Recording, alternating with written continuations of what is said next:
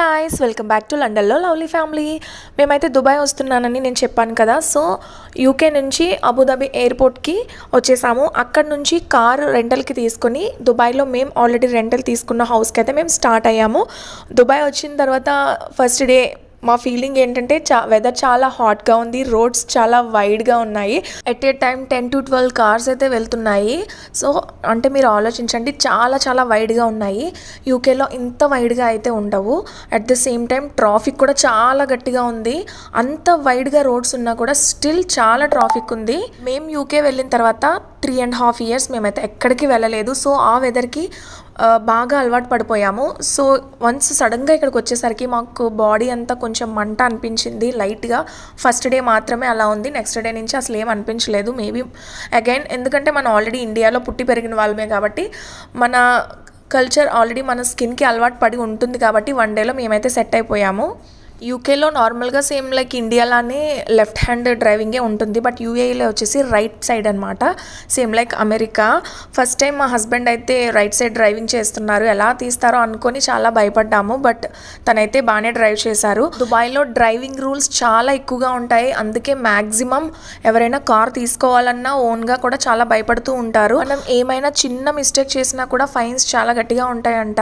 మేమైతే కార్ రెంటల్కి తీసుకున్నప్పుడే అడ్వాన్స్గా ఎక్స్ట్రా మనీ అయితే తీసుకున్నాడు. మనం టోల్ గేట్స్కి పే చేయకపోయినా, స్పీడ్ లిమిట్ ఉన్న దానికంటే ఎక్కువ వెళ్ళినా అలాగే తక్కువ వెళ్ళినా కూడా మనకి ఫైన్ పడుతుందంట. సో ఇవన్నీ వచ్చినప్పుడు మనం రిటర్న్ కార్ ఇచ్చినప్పుడు మనం పే చేయమేమో అని ముందుగానే వాళ్ళు అడ్వాన్స్గా అయితే తీసేసుకున్నారు. ఇంకొక విషయం ఏంటంటే ఇక్కడ 120, 140 స్పీడ్లో కూడా వెళ్తూ ఉంటారు, బట్ స్టిల్ 60, 80లో వెళ్తున్నట్టే అనిపిస్తుంది. మేమైతే ప్రజెంట్ 120లో వెళ్తున్నాము. మేబీ రోడ్స్ వైడ్గా ఉండడం వల్ల అలా అనిపిస్తుందేమో. సో ఈ పిక్చర్స్ వచ్చేసి మేము దుబాయ్లో అడుగు పెట్టిన తర్వాత ఫస్ట్ తీసుకున్న పిక్చర్స్ అనమాట.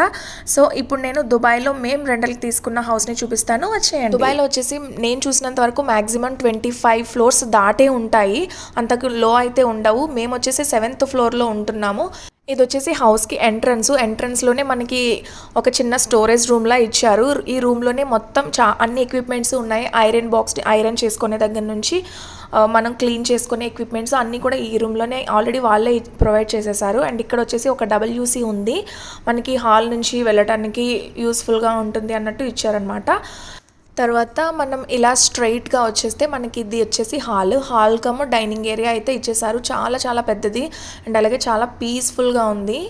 ఇది వచ్చేసి 2 BHK అనమాట. మనకి హాల్ నుంచి అలాగే 2 rooms నుంచి కూడా బ్యూటిఫుల్ వ్యూ అయితే ఉంది. నేను మీకు చూపిస్తాను ఇప్పుడు అది కూడా. ఇది వచ్చేసి ఫుల్లీ ఫర్నిచర్డ్ హౌస్. మ్యాక్సిమం మనం స్టే చేయడానికి హౌసెస్ అన్నీ ఇలానే వస్తుంటాయి కదా, సో ఆబ్వియస్గా ఇది కూడా అలానే ఉంది. బట్ ఇక్కడ వ్యూ అయితే అద్దిరిపోయింది అసలు. 2 rooms నుంచి హాల్ నుంచి కూడా ఇలానే ఉంది. బట్ హాల్కి అయితే మనం బాల్కనీలోకి వెళ్ళి కూడా విజిట్ చేసే ఛాన్స్ ఉంది. సో అందువల్ల నాకైతే చాలా చాలా బాగా నచ్చింది. ఈ మంత్లో టెంపరేచర్ చాలా హైలో ఉండడం వల్ల అసలు ఈ స్పేస్లో మేము అసలు స్పెండ్ చేయలేము అన్న ఫీలింగు. ఆ చైర్స్ని అయితే మేము క్లాత్స్ ఆరవేయడానికి యూజ్ చేసాము, అక్కడ కూర్చొనే అంత ఛాన్స్ కూడా లేదు. బయటకు వస్తే చాలా చాలా వేడిగా ఉంది. ప్రజెంట్ ఇప్పుడు వచ్చేసి 40 degrees, 38, 42 ఆ విధంగా ఉంటుంది టెంపరేచర్. ఇది వచ్చేసి అవుట్ సైడ్ వ్యూ అంతా అనమాట. మొత్తం దుబాయ్ అంతా ఇక్కడ చూసేయచ్చు.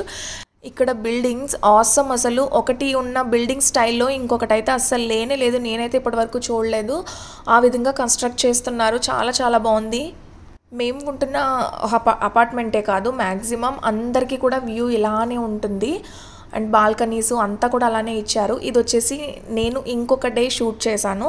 చూడండి, బయటకు చూస్తే మొత్తం అంతా మంచులా కనిపిస్తుంది కదా, బట్ అదైతే మంచు కాదండి, హ్యూమిడిటీ అంత ఘోరంగా ఉంది. మార్నింగ్ లేచేసరికి అదంతా మంచు అన్నట్టుగా మొత్తం అసలు వ్యూ ఏరియానే ఏమీ కనిపించట్లేదు, అంతలా కప్పేసింది. ఆ రోజు టెంపరేచర్ వచ్చేసి 42 degrees ఉంది. సో అందువల్ల అంత హ్యూమిడిటీ ఉంది.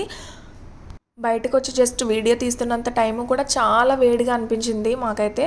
సేమ్ ఈ విధంగానే యూకేలో అయితే మంచుని చూసాము, బట్ ఇక్కడైతే హ్యూమిడిటీని చూసాము. చేతులంతా చెమ్మచెమ్మగా అయిపోతున్నాయి. నాకు నార్మల్గానే అరిచేతులు అరికాల్లో ఎక్కువగా చెమట పడుతూ ఉంటాయి, నేను అదేనేమో అనుకున్నాను. బట్ తర్వాత అర్థమైంది ఇక్కడ టెంపరేచర్ ఎక్కువగా ఉండడం వల్ల అదంతా హ్యూమిడిటీ అని. ఇంత టెంపరేచర్ ఉన్నా కూడా మొత్తం సెంట్రల్ ఏసీ వల్ల మనం ఇంట్లో అయితే హ్యాపీగా ఉండొచ్చు. ఇంట్లో కానీ బయట మాల్స్కి వెళ్ళినా ఎక్కడికి వెళ్ళినా కూడా ఉండగలం, జస్ట్ బయట వాక్ చేయలేము అంతే. సో ఇలా వచ్చేస్తే కిచెన్ అనమాట. ఇది కిచెన్కి ఎంట్రీ, హాల్ నుంచి కిచెన్కి కూడా ఎంట్రీ ఇచ్చేసారు. కిచెన్లో మనకి యూజ్ అయ్యే అన్ని ఐటమ్స్ని కూడా ప్రొవైడ్ చేశారు. ఫ్రిడ్జ్ ఉంది, అవెన్ ఉంది, మైక్రోవేవ్, స్టవ్, గ్యాస్, ఇంకా ఇలా ఎక్స్ట్రా మనకి యూజ్ అయ్యే అన్ని ఐటమ్స్ కూడా ఉన్నాయి. యుటెన్సిల్స్తో సహా మనకి అన్నీ ప్రొవైడ్ చేసేసారు. మేము ఇంకా ఈరోజే స్టార్ట్ అయ్యాం కాబట్టి ఫ్రిడ్జ్లో కూడా అంతా ఖాళీగా ఉంది. సో నాకు ఇక్కడ బాగా నచ్చింది ఏంటంటే ఈ స్టవ్ అండి. స్టవ్ అయితే చాలా చాలా బాగుంది. దీనికి పైన లిడ్ కూడా ఇచ్చారు. మనం వంట చేసుకున్నంతసేపు బ్యాక్కి పెట్టేసుకోవచ్చు. బ్యాక్ వాల్ కూడా అసలు ఏమి జిడ్ అవ్వదు. అండ్ ఆఫ్టర్ వంట అయిపోయిన తర్వాత మళ్ళీ దీన్ని క్లోజ్ చేసేసుకోవచ్చు. నాకైతే ఇది చాలా చాలా బాగా అనిపించింది. నేను ఈ విధంగా ఎక్కడ కూడా చూడలేదు. ఇదే ఫస్ట్ టైం. సో అందుకే నేను ఎక్సైటింగ్గా ఫీల్ అవుతున్నాను. మేబీ మీరు ముందే చూసుంటే మీకు నార్మల్గా అనిపించవచ్చు, బట్ నేనైతే ఫస్ట్ టైం చూసాను. సో అందుకే నాకు చాలా ఎక్సైటింగ్ అనిపించింది. సో అలాగే కిచెన్ యుటెన్సిల్స్ మొత్తం అన్నీ కూడా ప్రొవైడ్ చేశారు. జస్ట్ మనం నార్మల్గా వచ్చేసి మనం ఏమైనా ప్రిపేర్ చేసుకోవాలన్నా కూడా చేసుకోవచ్చు. ఇక్కడ ఏంటంటే యూకేతో పోల్చుకుంటే ఇక్కడ రెంటల్ అన్నీ కూడా నాకు చాలా తక్కువ అనిపించాయి. బట్ ఇండియాతో పోల్చుకుంటే మాత్రం ఇక్కడ రెంటల్ కావచ్చు ఏదైనా ఎక్కువే అనిపిస్తుంది. కంపేర్ టు యూకే తక్కువ, కంపేర్ టు ఇండియా ఎక్కువ అనమాట. అండ్ అలాగే డిష్ వాషర్ కూడా ప్రొవైడ్ చేశారు. యూకేలో కూడా మాకు డిష్ వాషర్ ఉంది మా హౌస్లో, బట్ అక్కడ కూడా మేము యూజ్ చేయట్లేదు. అలాగే ఇక్కడ కూడా యూజ్ చేయాలి అనుకోవట్లేదు. I don't know why. మాకు అసలు డిష్ వాషర్ యూజ్ చేయడం అనేది ఎందుకో తెలియదు, ఇష్టం ఉండదు. మళ్ళీ మనమే అన్నీ క్లీన్ చేసుకొని మళ్ళీ పెట్టాలి. ఏదైనా కొంచెం జిడ్డుగా ఉంటే మళ్ళీ అది సరిగా క్లీన్ అవ్వదు. అగైన్ మళ్ళీ మనం దాన్ని క్లీన్ చేసుకోవాలి. ఇంత ప్రాసెస్ చేసే కంటే మనమే హ్యాండ్ వాష్ చేసేసుకుంటే బెటర్ అని నా ఫీలింగ్. అండ్ బయట వచ్చేసరికి బయట ఇచ్చారు వాషింగ్ మిషన్ వచ్చేసి, అండ్ లిక్విడ్స్ అన్నీ కూడా ఉన్నాయి. అండ్ ఇది వచ్చేసి బెడ్రూమ్ 1 అనమాట. 1 నేను చెప్పాను కదా రూమ్స్ నుంచి హాల్ నుంచి కూడా బ్యూటిఫుల్ వ్యూ అయితే ఉందని. సో ఇక్కడ నుంచి కూడా వ్యూ చూపించేస్తాను రండి. హాల్ నుంచి వచ్చేసి ఒక డిఫరెంట్ వ్యూ, అలానే రూమ్ నుంచి వచ్చేసి ఒక డిఫరెంట్ వ్యూ అనమాట. ఈ డిఫరెన్స్ మీకు నేను నైట్ టైం తీసిన వీడియో కూడా నేను మీతో షేర్ చేసుకుంటాను. అందులో మీకు లైటింగ్ వల్ల క్లియర్గా తెలుస్తుంది. సో ఇది రూమ్ కమ్ అటాచ్డ్ బాత్రూమ్స్ ఉన్నాయి 2 రూమ్స్కి కూడా. ఒకటి వచ్చేసి షవర్ ఇచ్చాడు, ఒకటి వచ్చేసి నార్మల్ బాత్ టబ్ అలా ఇచ్చాడనమాట. ఇది వచ్చేసి షవర్ రూమ్. హౌస్ మొత్తానికి టోటల్గా 3 ఉన్నాయి. ఒకటి వచ్చేసి WC 1 షవర్ రూము, ఒకటి బాత్ టబ్ రూమ్ అనమాట. అండ్ అలాగే వార్డ్రోబ్స్ కూడా ఉన్నాయి, విత్ హ్యాంగర్స్ ఇచ్చారు. సో ఇలా బయటకు వచ్చేస్తే ఇంకొక రూమ్కి ఎంట్రీ అనమాట. ఇది వచ్చేసి సెకండ్ రూము. ఇది కూడా అటాచ్డ్ బాత్రూమే. దీని నుంచి కూడా మంచి వ్యూ ఉంది. అస్సలు మేమైతే కర్టన్స్ క్లోజ్ చేయట్లేదు. దుబాయ్ మొత్తం చూస్తూ పడుకుంటున్నాము, చూస్తూనే లేస్తున్నాము. చాలా బాగుంటుంది ఆ ఫీలింగ్. అండ్ అలాగే డ్రెస్సింగ్ టేబుల్ అన్నీ కూడా ఉన్నాయి. అండ్ ఇక్కడ కూడా వార్డ్రోబ్స్ అయితే ఇచ్చారు. నాకు ఎక్కడున్నా సరే బట్టలు సర్దడం అంటే నాకు చాలా ఇష్టము. సో అందుకే నేను తెచ్చుకున్న కొన్ని క్లాత్స్ అయినా కూడా నేనైతే ఫుల్గా ఆర్గనైజ్ చేసేసుకున్నాను. మనం హౌస్ తీసుకున్నప్పుడు చాలా క్లీన్గా ఇస్తారు. అలానే మనం వదిలి వెళ్ళేటప్పుడు మాత్రమే వచ్చి మళ్ళీ క్లీన్ చేస్తారు. మిడిల్లో అసలు వాళ్ళు రారు క్లీన్ చేయడానికి. మొత్తం అంతా మనమే మెయింటైన్ చేసుకోవాల్సి ఉంటుంది.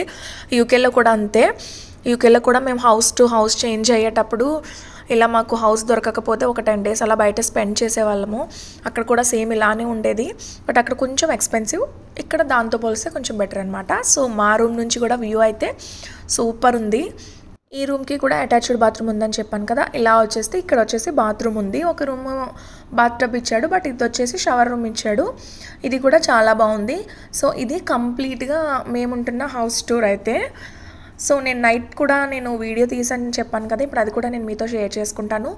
నైట్ నుంచి చూస్తే బాల్కనీ నుంచి వ్యూ అయితే ఇలా ఉంది. చూసారు కదా ఎంత బాగుందో, చాలా చాలా ఎక్సలెంట్గా ఉంది.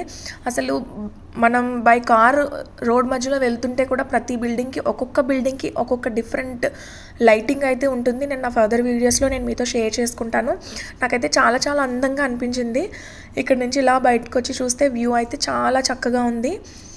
చూడండి మీరు కూడా. ఈ వ్యూ వచ్చేసి గార్డెన్ నుంచి అంటే హాల్ నుంచి వస్తే మనకి ఈ వ్యూ అనమాట. అలానే రూమ్ నుంచి అయితే ఇంకొక చిన్న, మొత్తం అంతా చేంజ్ ఏం కాదు, బట్ రూమ్కి అటు సైడ్ నుంచి మనం వ్యూ చూడొచ్చు అనమాట. ఆ వ్యూ కూడా చాలా బాగుంటుంది, నేను మీకు చూపిస్తాను. సో ఇది వచ్చేసి రూమ్ నుంచి వ్యూ అనమాట. మొత్తం ఒకేలా ఉంది, బట్ కొద్దిగా రైట్ సైడ్ నుంచి అనమాట ఈ వ్యూ. ఇక్కడ చూసారు కదా ఈ గ్రీన్ కలర్ లైటింగ్స్లో బిల్డింగ్. ఈ బిల్డింగ్ వచ్చేసి హాల్ నుంచి వ్యూకి మనకు కనిపించదు, బట్ ఇక్కడ నుంచి కనిపిస్తుంది అనమాట. ఫస్ట్ మేము ఇక్కడికి వచ్చిన తర్వాత ఈ బిల్డింగ్ చూసి ఓకే దీనికి దగ్గరలోనే మన హౌస్ ఉంది అని ఆ విధంగా మేమైతే ఒక 2-3 days అలా కన్ఫ్యూజ్ అవ్వకుండా మా ఇంటికి అయితే వచ్చేవాళ్ళము. ఇదే అపార్ట్మెంట్లో ఫస్ట్ ఫ్లోర్లో స్విమ్మింగ్ పూల్ అండ్ జిమ్ కూడా ఉంది. మాకు కూడా యాక్సెస్ ఉంది. సో మేమైతే ఈవినింగ్ ఎలా వచ్చాము, ఇది వచ్చేసి ఫస్ట్ ఫ్లోర్లో ఎలా ఉందన్నమాట. పిల్లలకి సపరేట్గా వేరే చిన్న స్విమ్మింగ్ పూల్ ఉంది, అలాగే పెద్దవాళ్ళు స్విమ్ చేయడానికి తగ్గట్టు వాళ్ళకి ఒక స్విమ్మింగ్ పూల్ అయితే ఉంది. కింద కూడా చాలా పీస్ఫుల్గా ఉంది ఏరియా మొత్తం కూడా. బట్ స్టిల్ చాలా ఎండగా ఉండడం వల్ల గాలి కూడా చాలా వేడిగా వస్తుంది. మేమైతే పిల్లల్ని చాలా మిస్ అవుతున్నాం. వాళ్ళు ఉంటే నిజంగా చాలా బాగా ఎంజాయ్ చేసేవారు. వాళ్ళని తీసుకురాకపోవడానికి మెయిన్ రీజన్ ఇక్కడ చాలా హాట్ వెదర్ ఉంది ప్రజెంట్, అండ్ అలాగే వాళ్ళకి స్కూల్స్ కూడా స్టార్ట్ అవుతున్నాయి. సో అందుకే వాళ్ళని అయితే తీసుకురాలేదు. మేము వస్తున్నామని మా ఆడపడుచు వాళ్ళు కూడా వచ్చారు. మా హస్బెండ్ వాళ్ళకి కజిన్ సిస్టర్ అనమాట, మా అత్త వాళ్ళ చెల్లి కూతురు వాళ్ళు. సో వాళ్ళు మేము కలిసి ఈ ట్రిప్ని బాగా ఎంజాయ్ చేస్తామని అనుకుంటున్నాను. సో ఇక్కడైతే చిన్న పోటీలా పెట్టాము, ఎవరు ఫస్ట్ స్విమ్ చేస్తారు అని. కాసేపు కొన్ని అలా ఫన్నీ గేమ్స్ అయితే ఆడుకున్నాము వాటర్లో.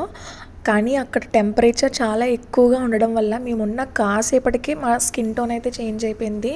అంటే ఇంక మీరు ఆలోచించండి ఎంత ఘోరంగా ఉందో అక్కడ. మాకు స్విమ్మింగ్ రాకపోయినా ఏదో అలా వాటర్లోకి దిగి కాసేపు మేము కూడా ఎంజాయ్ చేసాము. వాళ్ళు స్విమ్ చేసి పోటీ పెట్టుకున్నారు. మా ఇద్దరికి కూడా స్విమ్మింగ్ రాదు. సో అందుకే మేము ఇద్దరం బై వాక్ పోటీ పెట్టుకున్నాం అనమాట. సో అలా కాసేపు స్విమ్మింగ్లో అయితే ఎంజాయ్ చేసేసాము. నేనైతే పర్సనల్గా ఫస్ట్ టైం వెళ్ళాను స్విమ్మింగ్ పూల్లోకి. మనం ఎక్కడైనా ఇలా రెస్టారెంట్స్ కానీ ఇలా రూమ్స్ కానీ అద్దెకి తీసుకున్నప్పుడు అక్కడ ఉంటే మనకు ఉంటుంది, ఆర్ఎల్స్ మనకి ఓన్గా ఉంటే మనకు ఉంటుంది. సో ఇప్పటివరకు మేము ఉన్న ఎక్కడ కూడా స్విమ్మింగ్ పూల్ అయితే లేదు, ఇదే ఫస్ట్ టైం. సో అందుకే నేను కూడా ఫస్ట్ టైం వెళ్ళాను. నాకు చాలా హ్యాపీ అనిపించింది. ఒకవేళ యూకేలో కూడా ఉన్నాయి, బట్ మనం వెళ్ళాలి అనుకుంటే సపరేట్గా మనీ పే ఇలా చాలా ప్రాసెస్ ఉంటుంది. సో అందుకే నేనైతే ఇప్పుడు ట్రై చేయలేదు. ఇక్కడ సో చెప్పాను కదా మాకు స్విమ్ రాదు, సో అందుకే బై వాక్ మేము ఇద్దరం కూడా పోటీ పెట్టుకున్నాము. బై వాక్ చాలా కామెడీగా అనిపించింది. నేనైతే చాలా హ్యాపీ ఎంజాయ్ చేశాను. సో ఫైనల్గా ఇది మా రెంటల్ హోమ్ టూర్ వీడియో. నా వీడియో కనుక మీకు నచ్చినట్లయితే please like, share and comment. Don't forget to subscribe to my channel. మరిన్ని మంచి దుబాయ్ అట్రాక్షన్స్తో మీ ముందుంటాను. అప్పటి వరకు స్టే ట్యూన్. బాయ్.